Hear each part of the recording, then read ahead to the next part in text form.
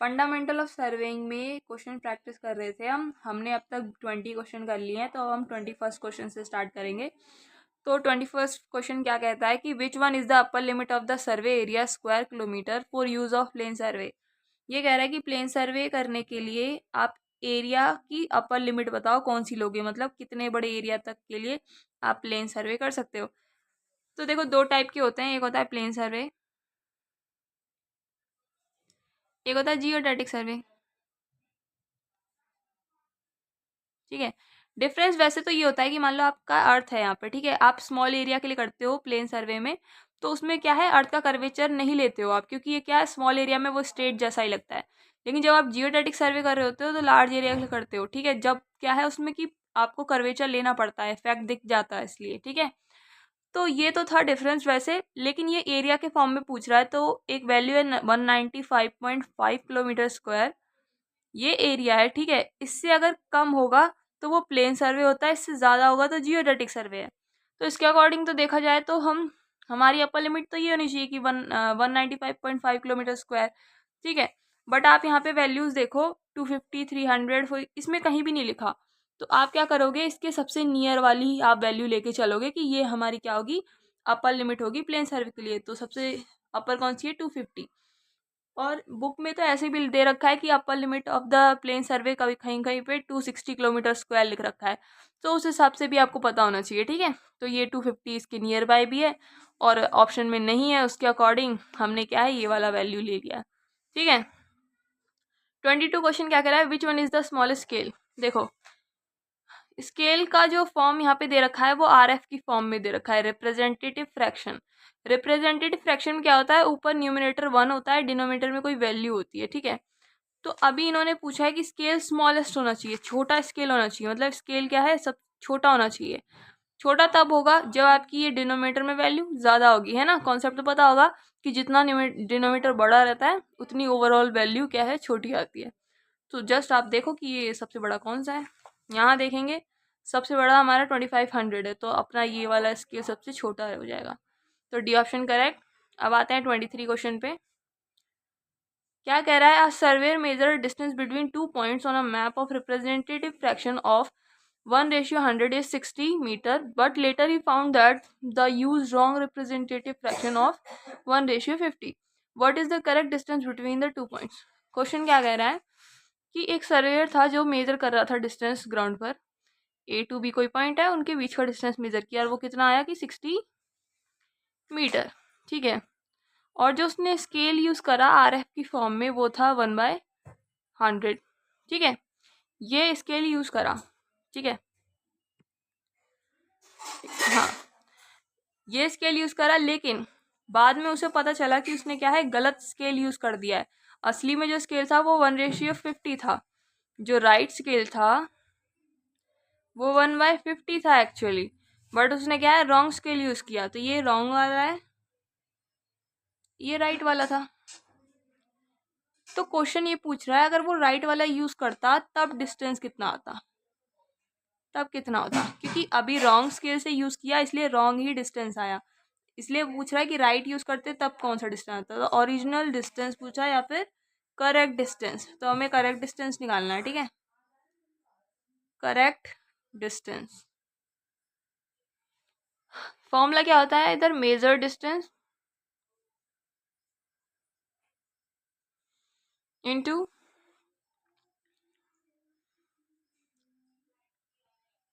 RF. ये है RF of wrong scale, RF of right, हाँ राइट स्केल, और ये है रॉन्ग का। मेजर डिस्टेंस कितना है आपका यहाँ पे 60, राइट का क्या है 1/50, रॉन्ग क्या है 1/100, ठीक है। फॉर्मूला यही है कि अगर आपको करेक्ट डिस्टेंस निकालना है तो major distance into RF of right scale और आरएफ ऑफ रॉन्ग स्केल, ठीक है। तो राइट स्केल 1/50 था, रॉन्ग था 1/100, सो ये 60 मल्टीप्लाई में ही ऊपर चला जाएगा 100 अपॉन में 50, this is 2 which is 120 metre, ठीक है। तो हमारा ऑप्शन क्या हो जाएगा डी। नेक्स्ट करते हैं आगे। 24th क्वेश्चन क्या कह रहा है, which of the following scale of the map is not affected due to shrinking of map. तो ये कह रहा है कि कौन सा स्केल इनमें से श्रिंकेज होने पर अफेक्ट नहीं होता है। देखो पहले तो आपको पता होना चाहिए कि जो मैप होता है आपका वो कुछ टाइम के बाद क्या है, छोटा हो जाता है, ठीक है, श्रिंक हो जाता है। तो अगर आप कोई सा स्केल यूज़ कर रहे हो तो वो पूछ रहा है कि अगर आपने कोई स्केल यूज़ करा है इनमें से तो कौन सा वाला अफेक्ट नहीं होगा। पॉइंट क्या कहना चाह रहा है कि इंजीनियर स्केल जो होता है, पहले देख लो, आपका जो इंजीनियरिंग स्केल होता है उसमें रिप्रेजेंट करने का तरीका क्या होता है कि जैसे आपने बोला मेरे मैप पे 1 सेंटीमीटर रिप्रेजेंट करता है 50 मीटर को, तो ये इंजीनियरिंग स्केल होता है। इस तरीके से लिखा हुआ जो फॉर्मेट होता है वो इंजीनियरिंग स्केल का होता है। दूसरा होता है आपका जियोग्राफिकल स्केल। वो किस तरीके से होता है कि आपका जो मैप बना हुआ है उस पर आप क्या एक स्केल बना दोगे कि यहाँ से लेकर यहाँ तक, वैसे एक्चुअली 1 सेंटीमीटर है बट यहाँ से लेकर यहाँ तक 50 मीटर है, फिर इसके बाद 100 आएगा, फिर इस तरीके से आपने स्केल ही बना दिया। तो इससे क्या होगा, जब आपका ये मैप श्रिंक होगा तो आपका स्केल भी क्या है, छोटा हो जाएगा, है ना। जिससे क्या होगा कि आप ना, जैसे ये डिस्टेंस जो है ये भी छोटा होगा, है ना। स्केल पे ये इतना बड़ा था पहले, एक्चुअली अब ये इतना छोटा हो गया, तो इसके साथ साथ आपका स्केल भी छोटा हो गया। तो आप उसके कंपैरिजन में आपको पता रहेगा कि मेरा 1 सेंटीमीटर तो इतना हुआ करता था, अभी फ़िलहाल इसमें कह रहे हैं कि इतना सा 1 सेंटीमीटर है, एक्चुअली 1 सेंटीमीटर इतना बड़ा था। तो आपको इतना पता चल गया कि आपका जब 1 सेंटीमीटर इतना छोटा हो चुका है, इसका मतलब इस पूरे मैप पे जितनी भी क्वांटिटी है वो इतनी इतनी क्या है, छोटी हो गई है। तो उससे आप इजीली क्या है, उस डिस्टेंस को आराम से निकाल सकते हो जब आपको पता ही चल गया कि इतना श्रिंक हुआ। बट अगर आपने ये इस फॉर्मेट में यहाँ पे लिख दिया कि 1 सेंटीमीटर इक्वल्स टू 50 मीटर, इससे पता नहीं चलता कि कितना श्रिंक हो गया, है ना। तो ये इफेक्ट पड़ जाएगा यहाँ पर। आप तो सोच के चलोगे कि मेरा तो अभी भी 1 सेंटीमीटर उतना ही होगा, तो वो गलत चीज़ें बताएगा फिर जब आप उसके अकॉर्डिंग मेजर करोगे, है ना। तो आपका इंजीनियरिंग स्केल तो इफेक्ट पड़ जाता है, जियोग्राफिकल पे नहीं पड़ता है। एक और दे रखा है रिप्रेजेंटेटिव फ्रैक्शन, ये RF होता है। ये कैसे लिखते हैं हम, 1 ऊपर हो रहता है न्यूमेटर में एंड डिनोमीटर में सम वैल्यू। जैसे अभी मैंने 50 मीटर बोला, बट अभी मीटर में नहीं रख सकते, हम इसको सेंटीमीटर में चेंज करते हैं दोनों चीज़ को, है ना। तो ये आपका RF है, ठीक है। तो इससे भी नहीं पता चलेगा कि कितना श्रिंक हो गया। तो ये दोनों इफेक्ट हो जाते हैं श्रिंकेज से, बट ज्योग्राफिकल स्केल नहीं होता। तो आंसर बी इज करेक्ट, ठीक है। नेक्स्ट है 25th question, the scale in which 3 successive dimension can be measured at a time is called. 3 successive dimension मतलब कि जैसे मान लो एक बार मीटर, आपका जैसे नॉर्मल जो स्केल होता है ना जो हम यूज़ करते हैं, उसमें आप ऐसे लिख सकते हो वैल्यू 1.5, है ना। ये 2 डायमेंशन तक बताता है कि 1.5 सेंटीमीटर, ऐसे हम स्केल से मेजर कर लेते हैं। लेकिन आपको 3 डायमेंशन तक चाहिए तो आप ऐसे कर सकते हो 1.52 ये। तो ये क्वेश्चन ये पूछ रहा है कि 3 डायमेंशन तक जो कोई वैल्यू दे दे वो कौन सा स्केल है आपका, तो वो आपका होता है डायगोनल स्केल, ठीक है। नेक्स्ट क्वेश्चन पे चलते हैं। 26 क्वेश्चन कह रहा है determine the number of division required on the vernier scale if it is combined with the main scale of least count 0.5 mm। The least count of the combination required is 0.05 mm for the direct vernier.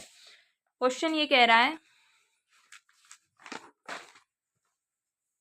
कि मान के चलो आपके जो ये simple सा formula होता है एक, जैसे ये आपके जैसे स्केल होता है ना, तो ये मेन स्केल होता है आपका, ये आपका वर्नियर स्केल होता है, ठीक है। तो आपका जो मेन स्केल और वर्नियर स्केल है इस पर कुछ रीडिंग्स होगी इस तरीके से, ठीक है, 0, 5, 10, ये इतना, ये इतनी होती है। और इसमें जैसे मान लो यहाँ पे 5 मीटर है और भी बड़ा है ये, ठीक है, अभी बनाया नहीं है। और यहाँ पे 6 है, मान लो इस तरीके से अंदर, मतलब डायमेंशन है अपनी, ठीक है। सो आपको ये बोल रहा है कि determine the number of division required for the vernier scale. ये पूछ रहा है वर्नियर स्केल पर कितने डिवीजन है, 1, 2, 3, 4 काउंट करोगे तो वो कितने होंगे if it is combined with the main scale of the least count 0.5। Main scale की क्या है, लीस्ट काउंट दे दी है। लीस्ट काउंट को किससे लिखते हैं, मेन स्केल का S से लिखते हैं। इसका मतलब ये होता है कि gapping between 2 lines main scale में, ठीक है, लीस्ट काउंट। तो वो कितनी है, 0.5 mm। The least count of the combine in दोनों की कंबाइन करके जो लीस्ट काउंट दे दी है वो कितनी दे दी है, 0.05 mm। और जो जस्ट मेन स्केल की जो दी है वो 0.5 mm, ठीक है। अब ये पूछ रहा है कि मेन स्केल पे जो जितने डिवीज़न हो रखे हैं वो कितने हैं, n पूछ रहा है वो, ठीक है, n की वैल्यू पूछ रहा है वो, n कितना है। तो इसका नॉर्मल सा एक फॉर्मूला होता है कि least count equals to S/n। ये होते हैं वर्नियर स्केल पर कितने डिविजन्स हैं, ठीक है। सो आपको लीस्ट काउंट कितना दे रखा है, ये वाला कंबाइंड वाला 0.5, यहाँ पे कंबाइंड वाला आता है ये, ठीक है। और ये बस मेन स्केल का होता है, n निकालना है, n उधर भेजा, 0.5, 0.05, इसको कट करेंगे 10, ठीक है। तो number of divisions are 10, so option D is correct. Next पे आते हैं, which of the following statement is not correct for the principle of survey. Principle of सर्वे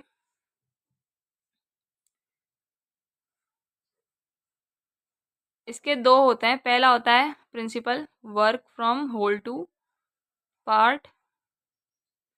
दूसरा प्रिंसिपल कहता है अगर आपको कोई एक पॉइंट है सी जिसको आपको लोकेट करना है तो वो एटलीस्ट 2 पॉइंट से आप क्या है लोकेट करो, मतलब रेफरेंस पॉइंट 2 तो लो, तब बनाओ उस थर्ड पॉइंट को उसके कंपेरिजन में, ठीक है। सो ये दो प्रिंसिपल मेन है। तो इसमें कह रहे हैं locate location of the point with respect to two references, हाँ ये सही कह रहा है। Major control points are measured with lower degree of precision. मान के चलो आपको एक मैप बनाना था जिसमें जस्ट आपको ये बताना है कि इतनी बड़ी बिल्डिंग है और इतना बड़ा यहाँ पे आपका पार्क है, मान लो ऐसे कुछ था, ठीक है। आपको क्या है इसमें ज़्यादा आपको क्या है प्रिसीजन नहीं देना। अगर ये थोड़ा बहुत इधर मतलब 0.0 समथिंग कुछ की मिस्टेक हो गई इधर, तो कोई बात नहीं, ये बड़ी बड़ी चीज़ें आप क्या है मेजर चीज़ें दिखा रहे हो तो उसका इफेक्ट इतना नहीं पड़ेगा, ठीक है। बट इन केस अगर आपने मान लो छोटी चीज़ें रिप्रेजेंट कर दी, जैसे कि मान लो आपने बोला कि यहाँ पर, जैसे कि मान के चलो जैसे कि मान लो यहाँ पे छोटा सा छोटा, जैसे कि मान लो आप 2 पॉइंट हैं ग्राउंड पर ए एंड बी, उनको रिप्रेजेंट कर रहे हो किसी चीज़ के लिए, जैसे कि इनका बीच में डिस्टेंस ये है, ठीक है, ये 2 पॉइंट हैं। तो अभी जस्ट ये पॉइंट में भी अगर आप कुछ इधर उधर हल्का फुल्का इधर उधर अगर आप हिला दोगे तो आपकी मेजरमेंट बहुत ज़्यादा इफेक्ट पड़ जाएगी, ठीक है। ये तो बड़ी बड़ी चीज़ें थी तो इट्स ओके, चलता है थोड़ा बहुत कि हाँ इधर बिल्डिंग है, इट्स ओके। बट आप पॉइंट्स को ही रिप्रेजेंट कर रहे हो, ये क्या है माइनर पॉइंट्स है, माइनर चीज़ें हैं, तो उनको तो आपको विद हायर प्रिसीजन करना पड़ेगा ना। और जो बड़ी बड़ी चीज़ें हैं मेजर, उनको लोअर प्रिसीजन से चलेगा, ठीक है। तो ये कह रहे हैं कि मेजर जो है बड़ी बड़ी चीज़ें होती हैं are measured with lower degree of precision. तो ये सही है, हम कम एफर्ट में लगाकर उन चीज़ों को निकाल सकते हैं, ठीक है। और माइनर चीज़ जो होती हैं छोटी छोटी, उनको क्या है with higher precision of higher degree of precision से करना पड़ता है, ये भी ठीक है। Working from part to whole, अभी देखा कि होल टू पार्ट होता है, ठीक है, नॉट पार्ट टू होल, तो ये गलत है। तो ऑप्शन डी इज रॉन्ग, ये इनकरेक्ट पूछ रहा था, ठीक है। नेक्स्ट कह रहा है the maximum error on the drawing should not be greater then. ये कह रहा है अगर आप कोई ड्राइंग बना रहे हो, कुछ भी मतलब बता रहे हो चीज़ों को, इतना डिस्टेंस है इधर उधर, तो उनमें अगर आप मैक्सिमम जो एरर कर सकते हो, मैक्सिमम एरर वो आपका क्या है ग्रेटर देन नहीं होना चाहिए, किससे 0.20 ओनली 25 mm, डायरेक्ट में दे दिया मैंने, ठीक है। तो ये क्या है, सॉरी 0.25 mm, क्योंकि ये में पूछा था, ठीक है।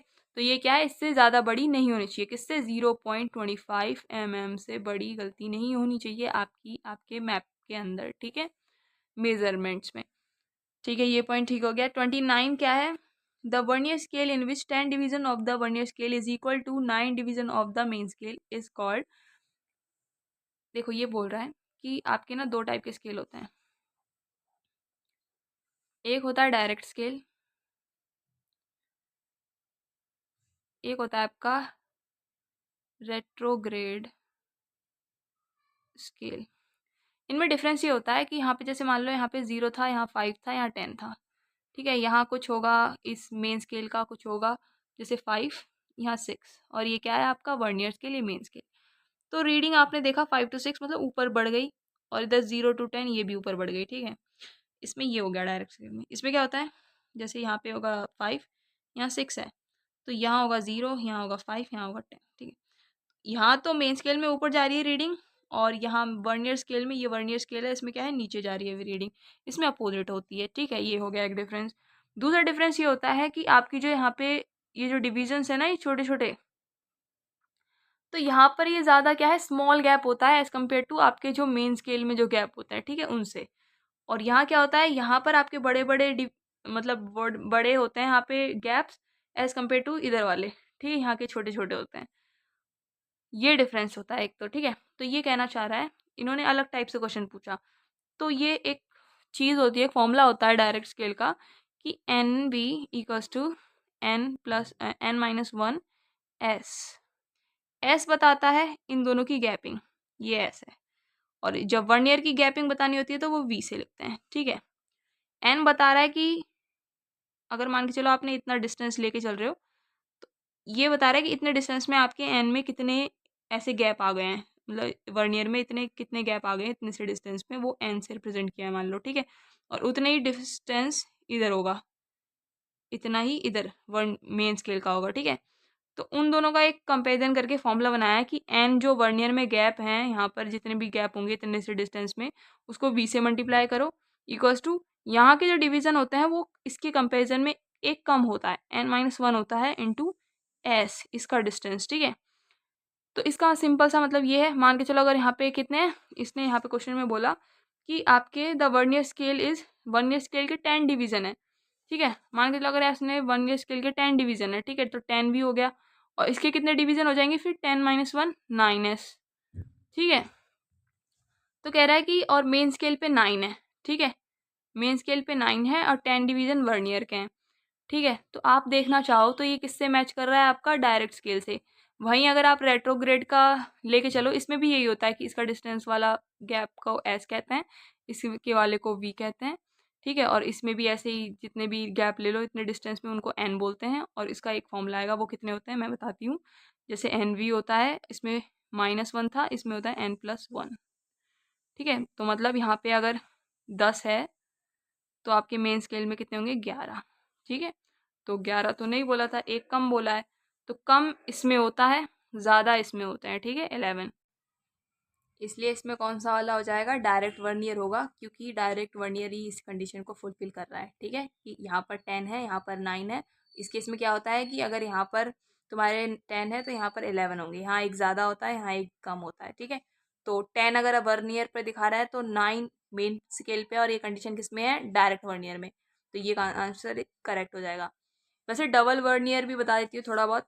डबल वर्नियर वो होता है जिसमें क्या है, आपकी रीडिंग्स दोनों साइड से आप मेजर कर सकते हो, ठीक है। जैसे 0 है तो इधर भी 5 है, इधर भी 5 है, दोनों साइड रीडिंग क्या है, इंक्रीज होती है ऑन वर्नियर।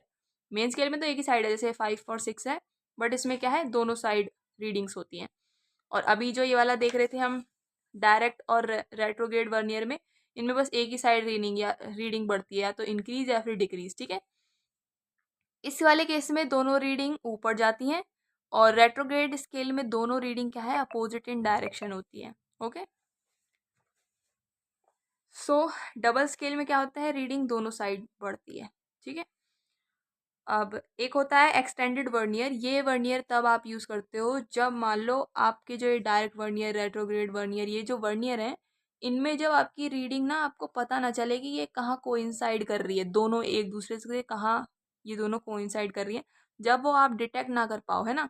जैसे मान लो हर जगह क्या है, थोड़ा थोड़ा डिफरेंस आ रहा है हर जगह, है ना, तो आपको पता नहीं चल रहा कौन सी वाली लाइन एक साथ मैच करेगी, तब आप क्या है, एक्सटेंडेड वर्नियर यूज़ करते हो, ठीक है।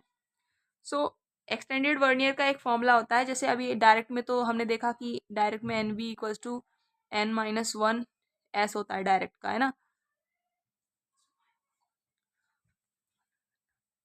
और जो हमारा जो रेट्रोग्रेड वर्नियर था उसमें क्या था, N V equals to n+1 S, ये क्या था हमारा, रेट्रोग्रेड। और जो आपका एक्सटेंडेड वर्नियर होता है उसका क्या होता है, N V equals to 2n-1 S, ये अपना होता है एक्सटेंडेड वर्नियर,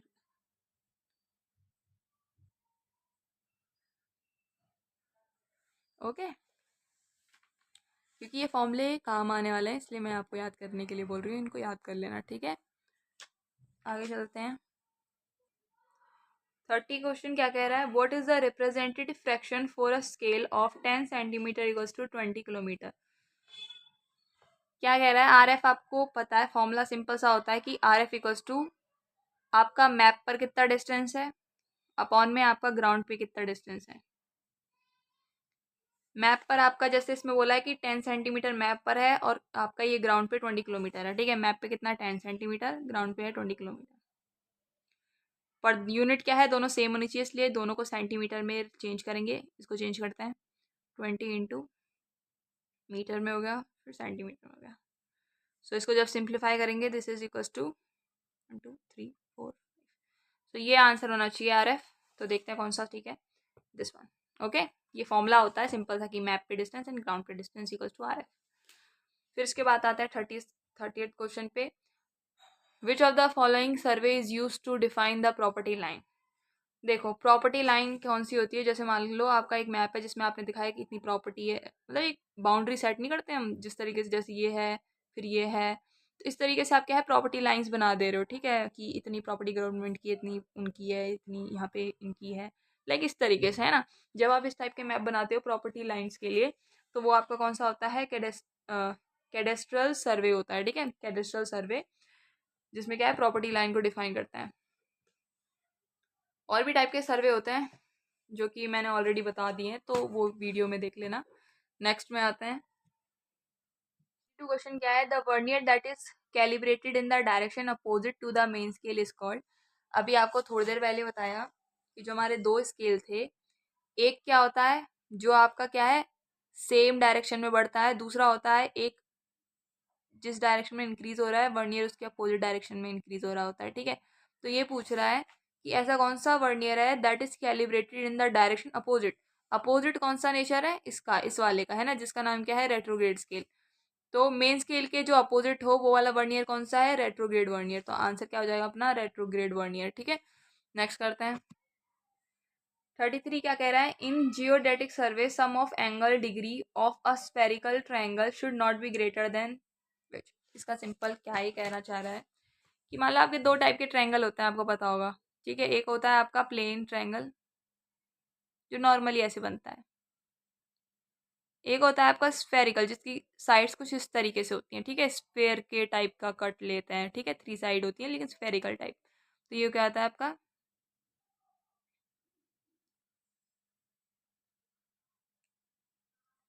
ये आपका स्फेरिकल ट्रायंगल, ठीक है।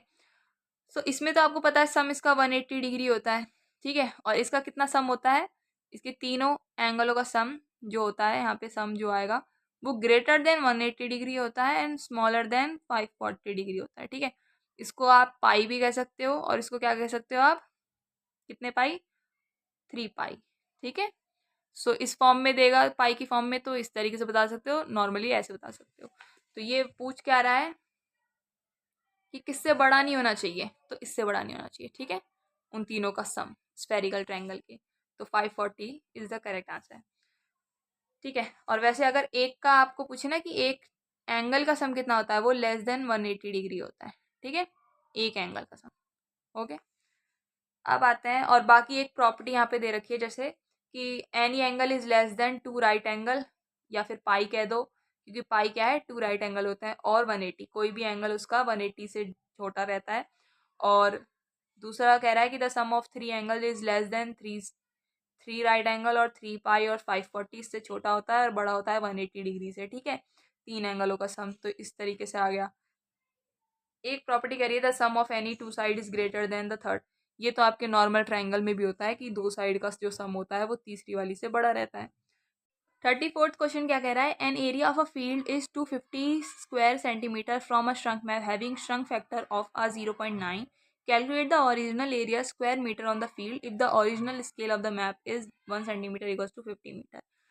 नॉर्मल चीज में क्या कहानी चल रही है कि मान लो आपका फील्ड है, लैंड आपका, ठीक है, इस पे कुछ एरिया है, उसके लिए आपने एक मैप बनाया जिसमें आपने अपने उसी एरिया को दिखाया, ये आपका ओरिजिनल मैप है। पर कुछ टाइम ये रखा रखा क्या है थोड़ा सा छोटा हो गया, तो अब एरिया कुछ ऐसा हो गया, तो ये श्रंक मैप है आपका जो थोड़ा सा श्रंक हो चुका है। तो इसमें आपको ना दे रखा है कि 250 स्क्वायर सेंटीमीटर एरिया है आपका श्रंक मैप पे। श्रंक मैप का एरिया निकाल के बता दिया है, वो कितना दे रखा है 250 सेंटीमीटर स्क्वायर, ठीक है। और कह रहा है कि आपका जो श्रंक फैक्टर है, श्रंक फैक्टर मतलब कि कितना छोटा हो चुका है, SF ओरिजिनल मैप से आपका ये मैप अब कितना छोटा हो गया है, वो है 0.9, ठीक है। और कहते हैं calculate the original area square metre में निकालना है original on the field, field पर एरिया निकालो, ओरिजिनल फील्ड पर कितना होगा, वो भी मीटर्स में, मीटर स्क्वायर में, ठीक है। If the original scale of the map is 1 centimetre to 50 metre, map पर जो ओरिजिनल स्केल है, जो आपका ओरिजिनल स्केल था, उसका आपको RF दे दिया है, वो दिया है आपको 1 सेंटीमीटर इक्वल्स टू 50 मीटर। तो पहले तो इन दोनों को सेम कर दो, सेम ही यूनिट्स होनी चाहिए। तो 1 सेंटीमीटर ऊपर है, नीचे वाले को भी 1 सेंटीमीटर, मतलब सेंटीमीटर फॉर्म में देते हैं, तो 2 0 लगाएंगे तो सेंटीमीटर हो गया, ये हट गया। तो ये आपके आ गया ओरिजिनल स्केल का RF। तो कंडीशन ये होनी चाहिए हमारे पास, अगर आपको ये एरिया निकालना होता है, ओरिजिनल एरिया, वैसे नॉर्मल फॉर्मूला क्या होता है, original area equals to measured area into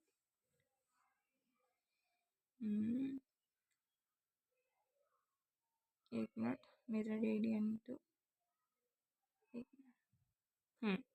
measured area upon में RF of scale, RF of map, ठीक है, का होल स्क्वायर, ठीक है। अगर ये डिस्टेंस बोल रहे होते हैं आपको, डिस्टेंस होता है यहाँ पर, तो ये सिर्फ RF लिख देते, ठीक है।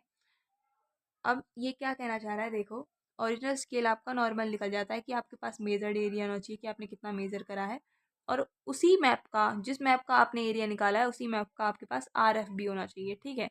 तो उसका स्क्वायर करना है। तो इसमें आपको इसका तो RF दिया है, इसका तो एरिया दे दिया है इस वाले श्रंक मैप का, और इस वाले मैप का आपको RF दिया है, तो मतलब अलग अलग दे दिए हैं, ठीक है। दोनों मैपों की वैल्यू सेम, मतलब इसका ही अगर RF दे देते तो हम नॉर्मली जल्दी से निकाल के बता देते हैं ओरिजिनल एरिया, बट यहाँ पे बस श्रंक मैप का एरिया दिया है, RF नहीं दिया। तो सबसे पहले हम क्या है, श्रंक मैप का RF निकालेंगे।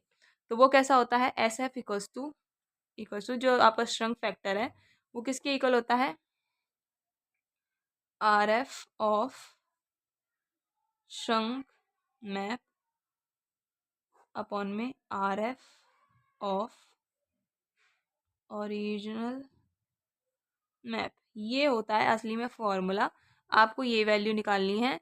तो यहाँ पे ये वाली वैल्यू SF जो दे रखा है वो तो 0.9 है, मान के चलो ये RF मैप, श्रंक मैप का निकालना है आपको, श्रंक मैप का, और ओरिजिनल का आपको RF कितना दे दिया है, 1/5000।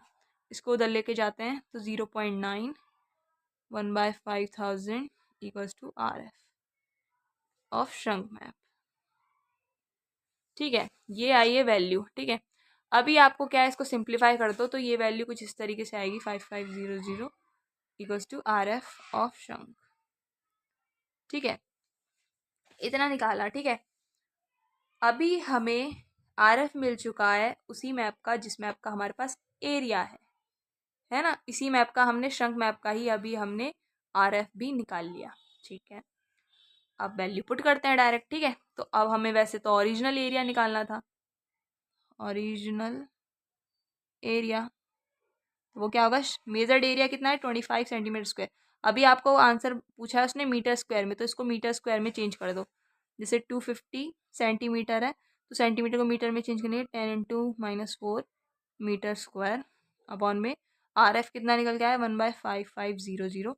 जब आप इसको सॉल्व करोगे तो आपकी वैल्यू आएगी 771,450, ठीक है, मीटर स्क्वायर। ये कैलकुलेट करने पर आपकी ये वैल्यू आएगी। तो ओरिजिनल स्केल आ चुका है, मैं मान के चल रही हूँ आपको कैलकुलेशन आती है, ठीक है। सो ये वैल्यू आ चुकी है, D part is correct. Fifth question क्या कह रहा है, calculate the number of division of main scale that is equal to 8 divisions of the extended vernier. हमें पता है एक्सटेंडेड वर्नियर का फॉर्मूला था NB equals to 2n - 1s, ठीक है। इसने बोला कि जो आपका वर्नियर है, यहाँ पे एक्सटेंडेड वर्नियर है, इसमें कितने डिवीज़न है, ये इसको वर्नियर कहते हैं, ठीक है, इसको मेन स्केल कहते हैं। आपको वर्नियर का जो है डिवीज़न बता दिया है कि यहाँ से लेकर यहाँ तक इसमें जो डिवीज़न आ रहे हैं n की वैल्यू वो 8 है, बट ये पूछ रहा है कि आपकी उतने ही डिस्टेंस में मेन स्केल में कितने वैल्यू आएगी, ये पूछ रहा है। इस फॉर्मूले से ज़रा देखो, अगर यहाँ n है, एक्सटेंडेड वर्नियर का फॉर्मूला है, अगर यहाँ n है वर्नियर के, तो s के 2n - 1 होते हैं। तो अगर n है तो इसके आंसर क्या आना चाहिए, 2n-1 आना चाहिए आपको अगर मेन का निकालना है तो बस n की वैल्यू आपको दे रखी थी, 2 इंटू n की वैल्यू 8 थी -1 which is 16 minus one which is 15। So answer C is correct. ठीक है, 36 क्वेश्चन क्या कह रहा है, calculate the length of one division of the vernier scale if least count of the combination of main and vernier scale is this, the least count of the main scale is this.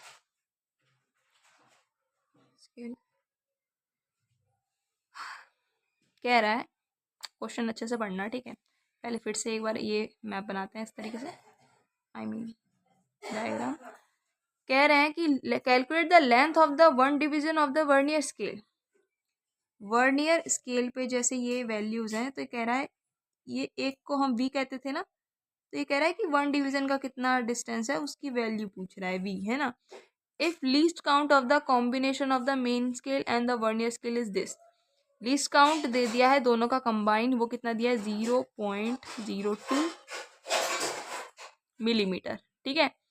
The least count of the main scale is, main scale में भी कुछ ऐसे होंगे तो उसका भी S की value दी है ये, ठीक है। इसको एस से रिप्रेजेंट करते हैं, इसको वी से। तो एस की वैल्यू कितनी दी है आपको 1 mm। मेन स्केल का लीस्ट काउंट अगर मेन स्केल का कह रहा है तो वही डिवीजन के बारे में ही कह रहा है कि उसका जो डिवीजन है दोनों में गैप है वो कितना है, 1 mm का है, ठीक है। ये दे रखा है, तो सबसे पहले तो आप एन की वैल्यू निकालो, ठीक है। एन की वैल्यू क्यों आगे पता चलेगा, देखो जैसे मान लो आपको पता है formula least count equals to least count equals to S by N, ठीक है। पहले एन की वैल्यू निकालते हैं, लीस्ट काउंट है 0.02, एस की वैल्यू है 1 mm, एन को उधर भेजा, 1/0.02, इसको सॉल्व करेंगे तो दिस इज 50, ठीक है 50। अब v की वैल्यू के लिए या तो ये वाला स्केल डायरेक्ट स्केल हो सकता है या तो ये रेट्रोग्रेड स्केल है, इसमें अभी नहीं बताया ये कौन सा वाला स्केल है, ठीक है। मान के चलो अगर ये डायरेक्ट स्केल है, अगर ये डायरेक्ट स्केल होता है तो फॉर्मूला होता है N V equals to n-1s, ठीक है। एन की वैल्यू कितनी दे रखी है 50 इंटू वी, ये 50 - 1 हो जाएगा 49 इंटू एस की वैल्यू है 1 mm, तो v इक्वल्स टू 49/50। अगर ये हुआ, इसको और कैलकुलेट करके निकालेंगे अभी। अगर ये अगर मान लो रेट्रोग्रेड है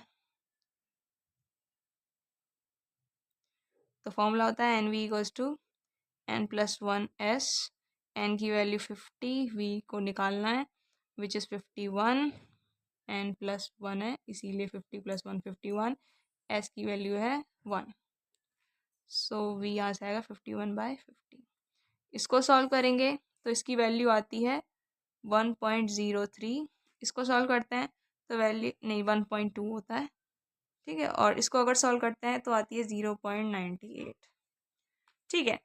इसमें बता नहीं रखा कि ये कौन सा स्केल है और इसने दोनों ही वैल्यू भी दे दी हैं, ठीक है। और इसने टिक कौन सा वाला करा है, ये डायरेक्ट वाला, ठीक है। तो इसको मेंशन करना चाहिए था क्वेश्चन में कि ये कौन सा वाला वर्नियर है, ताकि तब हम ये फॉर्मूला लगा के निकालते। अभी हमने दोनों से निकाल के देखा तो दोनों सही हैं, अगर क्वेश्चन में आता है तो ये क्या है, एरर वाला क्वेश्चन हो जाएगा। तो आप इनमें से टिक लगा के आ सकते हो, कोई सा भी जो आपको ठीक लग रहा है, ठीक है। सो ये है, आगे करते हैं। यहाँ देख सकते हो इन्होंने क्या है, डायरेक्ट वर्नियर के हिसाब से भी निकाल दिया है और आपको रेट्रोग्रेड वर्नियर के हिसाब से भी निकाल दिया है, ठीक है। तो आप दोनों ही टिक कर, कोई सा भी टिक करके आ जाओ, है ना, क्योंकि ये गलत क्वेश्चन बना दिया, इनको पूरी इन्फॉर्मेशन इसमें नहीं दी। नेक्स्ट है 37, with an increase in denominator of the representative fraction the scale of the map will. अगर आप डिनोमिनेटर को बढ़ाते जाओ आर एफ में, मान के चलो ये आपका आर एफ है, ठीक है। अगर आप यहाँ पे डिनोमिनेटर, यहाँ पे न्यूमिनेटर है, यहाँ पे डिनोमिनेटर है, ठीक है। अगर आप डिनोमिनेटर की वैल्यू बढ़ाते जाओगे, है ना, इसने बोला है अगर आप इंक्रीज करो डिनोमिनेटर को तो स्केल पर क्या इफेक्ट पड़ेगा। आपको पता है कोई भी चीज़ है जिसकी अगर डिनोमिनेटर बढ़ती जाएगी तो ये वैल्यू क्या है, उतनी ही छोटी होती जाती है, ठीक है। तो इसलिए क्या है, अपना स्केल क्या है, छोटा होता जाएगा, डिक्रीज, ठीक है। So option A is correct. Next question क्या कह रहा है, which one of the following statement include the principle of surveying. तो प्रिंसिपल ऑफ सर्वेइंग कौन सा है, ये तो क्वेश्चन कितनी बार कर लिया हमने। यह कह रहे हैं working from higher to lower level, working from lower to higher level, ठीक है, और working from part to whole, working from whole to part. Principle simple सा कहता है कि work from whole to part करो, तो डी इज करेक्ट। दो प्रिंसिपल थे इसके कि कोई भी दो एक पॉइंट कहीं लोकेट करना है तो दो रेफरेंस पॉइंट लो। दूसरा था कि work from whole to part, जिससे क्या है एरर के चांसेस कम रहते हैं। तो ये वाला ऑप्शन इज करेक्ट, डी वाला, ठीक है। कौन सा वाला? Whole to part. अब आते हैं 39 क्वेश्चन, क्या कह रहा है आपका? 10 divisions of vernier scale are equal to 11 divisions of the main scale of each 0.1 mm. What is the least count of the vernier scale? अब ये क्या पूछ रहा है देखो, ये कह रहा है जैसे ये आपके मेन स्केल है, ये आपका वर्नियर स्केल है, तो कह रहा है कि वर्नियर स्केल पर आपके 10 डिवीजन है और आपके मेन स्केल पर आपके 11 डिवीजन है, ठीक है, इतने से डिस्टेंस में, ठीक है। तो ये वैसे तो कौन सा स्केल हो जाएगा जिसमें यहाँ पर बड़े हो जाते हैं, वो रेट्रोग्रेड वर्नियर है। तो ये अपना रेट्रोग्रेड वर्नियर के बारे में बात कर रहा है, वर्नियर,